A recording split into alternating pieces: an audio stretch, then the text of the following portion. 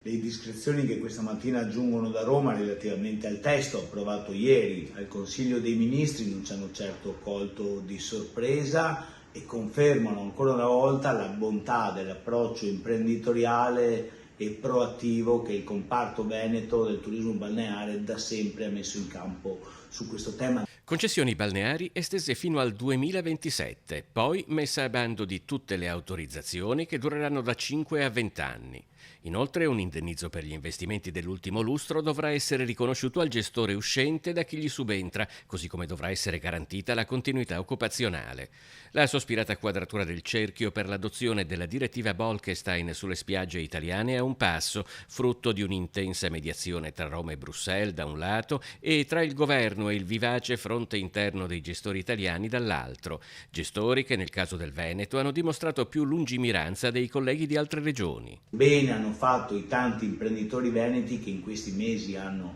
deciso a Jesolo come nelle altre località della costa di utilizzare lo strumento della legge 33 per ottenere un titolo certo e quella continuità aziendale ed occupazionale che dà certezza alle tante persone impiegate in questo settore. Per Alessandro Berton, presidente di Union Mare Veneto, importante associazione per la tutela e lo sviluppo del settore balneare regionale, i fatti stanno confermando la bontà delle scelte compiute nell'ultimo periodo lungo la costa veneziana. È evidente che il comparto balneare aveva bisogno di un'attività di riordino che evidenzia anche le profonde differenze di cultura imprenditoriale tra i vari territori costieri a livello nazionale. Sono certo che ancora una volta la costa veneta saprà confermare il proprio primato quale tematismo balneare più importante a livello nazionale.